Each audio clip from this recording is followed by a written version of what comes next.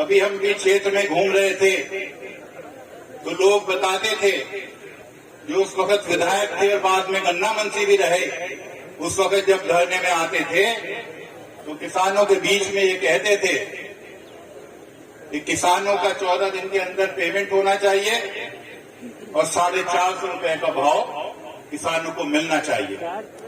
आज की इस मीटिंग की अध्यक्षता कर रहे डॉक्टर शोकेंद्र जी, हमारे शामली से विधायक भाई प्रसन्न चौधरी जी, हमारी कैराना से जो विधायक हैं हमारे नायब हसन जी, उनकी बहन, और जो आज बहुत बड़े काफले के साथ कैराना से आप लोगों को, किसानों को सहयोग करने के लिए, उन्हें समर्थन देने के लिए हमारे बीच में आई हैं कृष्ण जी, भाई सनोज चौधरी जी, योगेंद्र चेयरमैन साहब,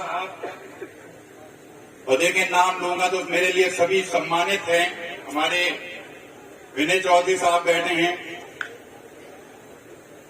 और इस खूबसूरत प्रोग्राम का बहुत ही अच्छी तरीके से संचालन कर रहे हैं हमारे जिला अध्यक्ष मुकेश सैनी जी, सनोज भाई, यहाँ मौजूद मेरे सभी सम्मानित किसान बुजुर्गों, नौजवान साथियों और बच्चों, हमारे मीडिया के लोग भी हमारे बीच मौजूद हैं। और मैं आप लोगों से भी ये दरख्वास्त करता हूं कि कल को सोशल मीडिया में, प्रिंट मीडिया में प्रमुखता के साथ जो आज किसानों ने यहाँ अपना पसीना बहाया है और अपना हक मांगने के लिए आए हैं, आप उसे बहुत अच्छी तरीके से अपने अखबार में प्रकाशित करें, जिससे कि ये बात शासन तक जाए। क्योंकि हमें कुछ ऐसा लगता है कि यहाँ जो शासन में लोग बैठे हुए हैं हमारे उत्तर प्रदेश में, वो किसानों की समस्याओं को सही तरीके से समझते नहीं है। बड़ा अफसोस होता है जब मिल पर 58 दिन का धरना चला। अभी हम भी क्षेत्र में घूम रहे थे तो लोग बताते थे, जो उस वक्त विधायक थे और बाद में गन्ना मंत्री भी रहे, उस वक्त जब धरने में आते थे तो किसानों के बीच में ये कहते थे कि किसानों का 14 दिन के अंदर पेमेंट होना चाहिए और 450 रुपए का भाव किसानों को मिलना चाहिए। बड़े अफसोस की बात है कि 5 साल तक उन्हें गन्ना मंत्री रहने का मौका मिला, ना तो उन्होंने 14 दिन में गन्ने का पेमेंट कराया और ना पूरे 5 के 5 साल गन्ने पर कुछ बढ़ाने का काम किया है। आखिर के साल में जब इलेक्शन में जाने का वक्त आया, थोड़े बहुत जो पैसा बढ़ा वो उस वक्त बढ़ा।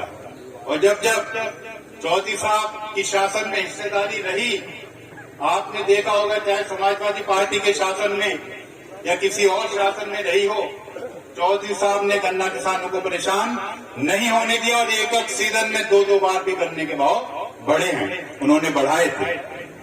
हमारे चौधरी साहब, चौधरी चरण सिंह जी, कभी जो है बड़े बड़े उद्योगपतियों के सम्मेलन में जब होते थे या कोई इनकी कॉन्फ्रेंस होती थी तो चौधरी साहब उसमें जाते नहीं थे। चौधरी साहब ये कहते थे कि जब मैं आपके हक की कोई बात नहीं कर सकता हूं तो मैं आप लोगों के बीच में आकर क्यों आऊंगा। उन्हें किसानों की राजनीति करनी थी, किसानों के बीच में रहते थे, किसानों के हकों की लड़ाई लड़ते थे, किसानों के लिए जो काम किया वो आप सब लोगों के सामने है। चाहे वो चकबंदी को देख लें, चकबंदी लाए, जो रास्ते की समस्या में मिल के बारे में सुन रहा हूं और हमारे ज्ञापन में भी आज दी हुई है, तो उन्होंने किसानों को रास्ते दिलाए। नहीं तो चकबंदी से पहले किसानों के पास अपने खेतों पे जाने के लिए सही तरीके से रास्ते नहीं थे, रास्तों के बहुत विवाद रहते। नहर की पटरियों पर चलने का आप लोगों को कोई अधिकार नहीं था। किसानों को सरकारी अधिकारी और सरकारी बाबू उनको इस्तेमाल करते थे। उन्होंने आपको नहरों पे चलने का अधिकार दिया। आज आप नहरों की पटरियों को अपने खेतों में जाने के लिए उनका इस्तेमाल करते हैं। तो ये चौधरी साहब की सोच थी, ये उनका विजन था। किस तरीके से अपने किसानों के लिए वो लड़ाई लड़ते थे, वो आप लोगों के सामने। आज हम जो है जीत के 8 विधायक जो है समाजवादी के गठबंधन में राष्ट्रीय लोकदल के सिंबल पे जीत कर पहुंचे हैं। हमें चौधरी साहब का ये निर्देश है कि कोई मौका विधानसभा में मत चूकना जो अपने किसानों की बात आप लोग न उठाओ। वो हमें ये कहते हैं विधायकों सुन लो, आपको नंबर ही किसानों की लड़ाई लड़ने पर, जब आप विधानसभा से सड़क से सदन तक किसानों की लड़ाई लड़ोगे, आपके इतने ही नंबर मेरी नजरों में बढ़ेंगे। तो हम सारे विधायक उतारू हैं। हमें चौधरी साहब कहते हैं कि आप 8 विधायक हो, आपको 80 का काम करना है। आपने देखा जब 8 विधायक हम लोग जीत के विधानसभा में पहुंचे और चौधरी साहब के लिए हमने समाजवादी पार्टी के राष्ट्रीय अध्यक्ष के पास, माननीय अखिलेश यादव जी के पास हम लोग गए कि चौधरी साहब को जो राज्यसभा में भेजने का काम चौधरी साहब अखिलेश जी आप करिए, क्योंकि यहाँ किसानों की समस्याएं जो है आप लोग देखोगे और वहाँ उच्च सदन में वो बैठकर किसानों की बात करेंगे। एक बल मिलेगा किसानों को पूरे हमारे प्रदेश में और देश में उनके समस्याओं का निराकरण कराने के लिए। चौधरी साहब आपने देखा होगा राज्यसभा में गए, राज्यसभा में जाने के बाद चौधरी साहब ने जो पहली बार उन्हें बोलने का मौका मिला तो उन्होंने किसानों की बात रखी और सन 14 से लेके आज तक इतनी हमारी लागत बढ़ी है, इतना किसान का खर्चा बढ़ा है, जो सरकारें दावा करती थी कि 2-2.5 गुना जो है किसानों की आमदनी करेंगे, उन्होंने उनको आईना दिखाने का काम किया है कि आपने किसान की हालत ये कर दी कि उसकी आमदनी आधी भी नहीं है। गन्ना मंत्री जब लक्ष्मी नारायण जी बने और बनने के बाद उनकी प्रेस कॉन्फ्रेंस हुई और प्रेस कॉन्फ्रेंस में गन्ना मंत्री ने ये ऐलान किया कि हमने उत्तर प्रदेश के गन्ना किसानों का 71% पेमेंट करा दिया है। तो मैंने डीसीओ साहब बैठे हुए हैं, इनसे आंकड़े मंगाए। मैंने कहा डीसीओ साहब जरा हमारे जिले का बताइए क्या पोजीशन है, कितना पेमेंट हमारे जिले के किसानों को हुआ है। तो जब डीसीओ साहब ने मेरे पास व्हाट्सएप पे वो कॉपी भेजी तो हमारे जिले में उस वक्त 24% जो है गन्ना किसानों का पेमेंट हुआ था। हम लोग जो है लखनऊ गए, लखनऊ जाकर हमने माननीय मंत्री जी को, लक्ष्मी नारायण जी को मिले और हमने कहा मंत्री जी आपने 71% जो है गन्ना किसानों का ऐलान किया है बाकायदा प्रेस कॉन्फ्रेंस करके, हमारे जिले में अभी तक 24% जो है गन्ना किसानों का पेमेंट हुआ है। कहाँ से गन्ना किसान अपने बच्चों की फीस जमा करें, कहाँ से खाद लेके आए, कहाँ से पेस्टिसाइड लाएं, किस तरीके से अपनी अगली फसल को पालने का काम करें। तो माननीय मंत्री जी बड़े चौकन्ना हुए, अरे 24%। मैंने कहा आपके डीसीओ ने जो है ये लिख के दिया है, ये आंकड़े हैं, हर मिल का अलग अलग है। तो मंत्री जी ने हमें कहा कि मैं मिल मालिकों को लखनऊ में बुलाऊंगा और आप विधायकों को भी बुलाऊंगा, पश्चिम के राष्ट्रीय लोकदल के विधायकों को, और बैठ के मैं आपकी बात कराता हूँ और इनसे पेमेंट कराने का काम करेंगे। मगर मुझे बड़ा अफसोस है, आज शायद 3 महीने हो गए उस बात को भी, आज तक गन्ना मंत्री ने हम लोगों को कभी ये सूचना नहीं भेजी कि मैं मिल मालिकों को बुला रहा हूँ, आप भी आ जाओ और बैठ के तय करो कि पेमेंट किस तरीके से दिया जाएगा। ये सरकार आपके बारे में सोचती नहीं है, वो तो 80-20 की राजनीति करती है, हमें बांट के अपना उल्लू सीधा करने का काम करती है, हमें मजहब और बिरादरियों में बांटते हैं। किस तरीके से हम लोग आगे बढ़ेंगे उनकी सोच नहीं है।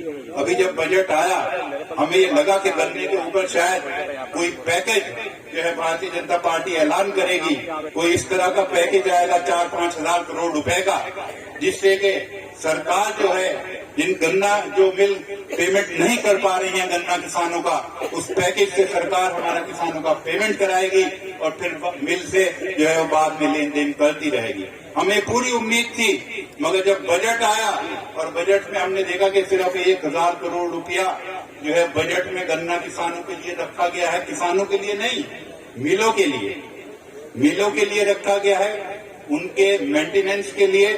तो हम विधायकों को बड़ी निराशा हुई राष्ट्रीय लोकदल के।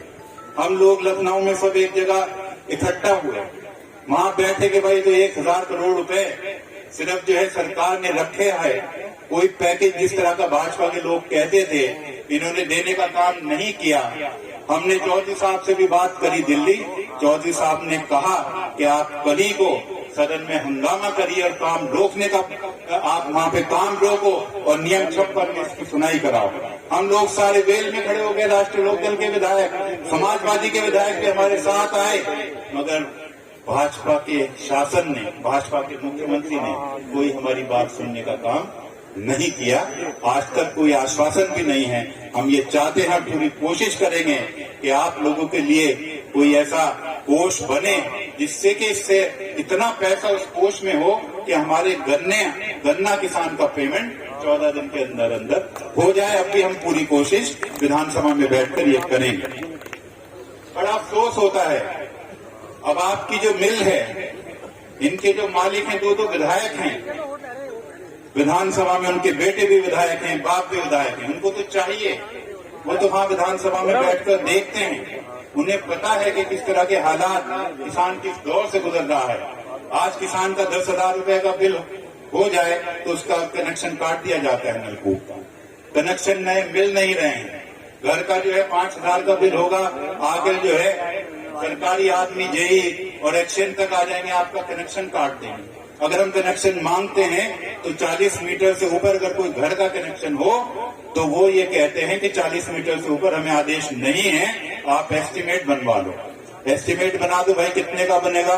20, 25, 30 हजार का एक मकान को, एक मकान में कनेक्शन लेने का 20 और 25 हजार रुपए का एस्टीमेट बनता है। कहाँ जाएगा किसान? किस तरीके से लड़ाई लड़ेगा? अरे आज 600, 650 करोड़ रुपया जो है मिल मालिकों पे, मिलों पर हमारा गन्ना किसान का बकाया है। अगर ये पेमेंट जो है किसान का हो जाए तो किसान, मेरे ख्याल से उसका पैसा कोई बैंक में नहीं पड़ा रहेगा। जब पैसा आएगा वो मार्केट में जाएगा, हमारे मजदूर को टाइम से जो है उसकी मजदूरी मिलेगी।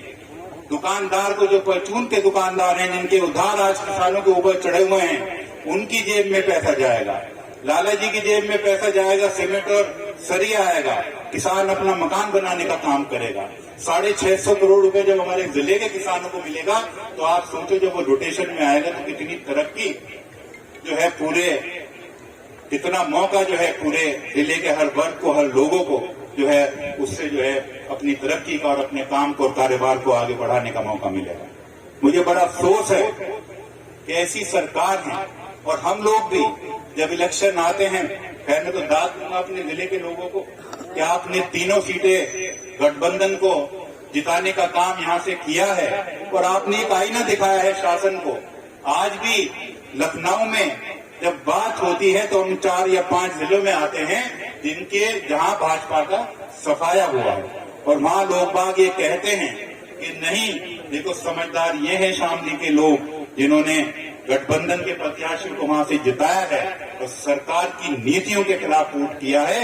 और ये सच्चाई है, उनकी नीतियों के खिलाफ वोटिंग होनी भी चाहिए, क्योंकि आप देख रहे हैं 2014 में मोदी जी क्या कहते थे कि 2 करोड़ नौजवानों को रोजगार दूंगा। कहाँ गए वो 2 करोड़ नौजवानों के रोजगार? उन्हें सारे खत्म कर दीजिए। क्या हालात हैं, किस तरह के हालात हैं, कोई सुनने वाला नहीं है।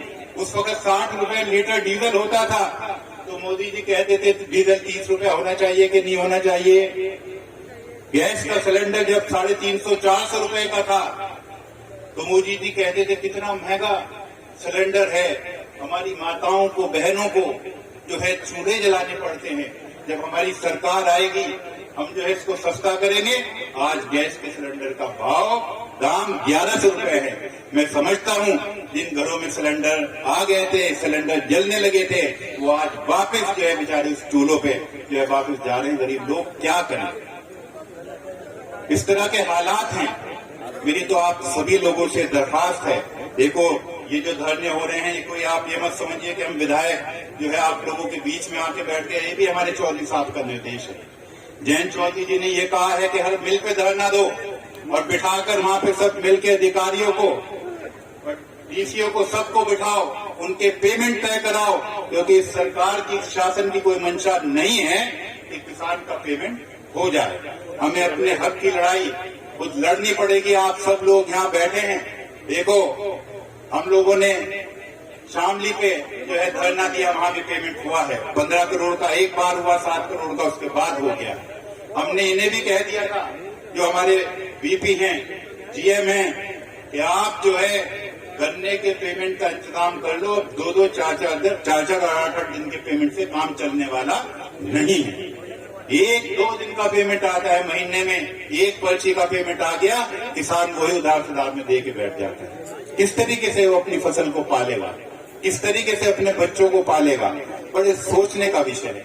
मगर मैं आप लोगों से कहता हूं कि हम बहुत समझदार लोग हैं, समझदार किसान हैं। कुछ भाई गुस्से में भी आते हैं, गुस्से से कोई काम नहीं लेना है।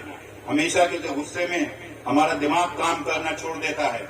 हमें बहुत प्यार मोहब्बत से, ये अफसर हैं, ये हमारे बीच के हैं, ये भी किसानों के बच्चे हैं, इन लोगों से बैठ के अभी बात करनी है। आप लोगों का ज्यादा से ज्यादा पेमेंट जल्द से जल्द दिलाने का काम करेंगे। और डीसी साहब, मैं आपको कह रहा हूं, अगर ये मिलें पेमेंट नहीं करती टाइम से तो आप हमारा गन्ना इन्हें बिल्कुल अलॉट करने का काम ना करें। हम इन्हें गन्ना देने वाले नहीं है बिल्कुल। और खासतौर से मैं आपको कहता हूं वीपी साहब, डीएम साहब, आप बैठे हैं, आप अपने मालिकों को कह दें, क्योंकि अभी जो हमारे मेमोरेंडम मैंने पढ़ा है, एक किसान हमारा मारा भी गया रस्तों की वजह से। इतने खराब रास्ते हैं, बताइए। खेत में से लेकर आदमी सड़क पे जब आता है सोचता है कि अब आसानी से मिल पे पहुंच जाऊंगा। मैं तो आपके रास्ते देख रहा हूं कि किस तरीके से, न जाने पूरे साल में कितनी बुगियों की बमें टूटती होंगी, कितने ट्रॉलियों के हिस्स टूटते होंगे, और किस तरीके से किसान यहाँ पर गन्ना पहुंचाते होंगे। ये उनके जो हमारे किसान है, गन्ना किसान है, मैं इनकी हिम्मत समझता हूँ। सबसे पहले तो आप इसके रास्ते को, इसको सही कराने का काम करें। सीजन शुरू होने से पहले आज हमें आपसे ये भी वादा लेना है, आप अपने मालिकों से बात करें, आपके रास्ते जो है बिल्कुल सही हो जाने चाहिए। तो मैं बहुत ज्यादा न बोलते हुए अभी हमें प्रसन्न जी बोलेंगे और अपने इनके मिल के अधिकारियों से, इनसे बैठ के आप लोगों के बीच में बात करनी है और ये तय करना है कि आज हमारा कितना पेमेंट होगा और कब तक आपका फाइनल पेमेंट होना है। ये बात हम लोग बीच में बैठ के तय करेंगे, उसके बाद उसका ऐलान होगा। मुझे पता है, मैं भी आप लोगों से कह रहा था कि चौधरी साहब ये कहते थे, चौधरी चरण सिंह जी, चौधरी महेंद्र सिंह टिकैत जी, जिन्हें बहुत बड़े बड़े तजर्बे थे, बहुत बड़े संगठन चलाए, राजनीतिक दल चलाए, वो कहते थे कि हमेशा समस्या का हल लड़ाई से नहीं, बातचीत से निकलता है। तो हमें बातचीत करके इस जो हमारा गन्ना का भुगतान है उसका हल जो है हमें निकालना है। हमें गुस्से में या ज्यादा बोलकर जो है कोई काम ऐसा गलत नहीं करना है और अभी बैठ के सब तय हो जाएगा। मैं इन्हीं अल्फाजों के साथ आप सभी लोगों का, देखें, हम और प्रसन्न जी तो मेरे से भी बहुत ज्यादा घूमे हैं। मैं भी 3-4 दिन यहाँ घूम के गया हूँ और इतनी बड़ी संख्या में आप सब लोग अपने संसाधनों से आए और घंटों से यहाँ बैठे हैं। और जब आपने पसीना बहाया है, मुझे पूरी उम्मीद है कि उसका हक, जो आपका हक है, वो आपको जरूर आज मिलेगा। और मैं आपको जो है 10 तारीख के लिए, 10 सितंबर के लिए थाने भवन के लिए भी आमंत्रित करता हूँ, क्योंकि वहाँ भी हमारा बहुत बड़ा बकाया थाना भवन मिल पे है। वहाँ हम लोग बैठेंगे, आप सब लोग हमारा सहयोग, मुझे पूरी उम्मीद है, वहाँ भी करेंगे और हम अपने हकों की लड़ाई जो है सड़क से सदन तक लड़ते रहेंगे। इन्हीं चंद अल्फाजों के साथ मैं आप लोगों का बहुत बहुत बहुत शुक्रिया अदा करता हूँ। धन्यवाद। जय हिंद, जय राष्ट्र।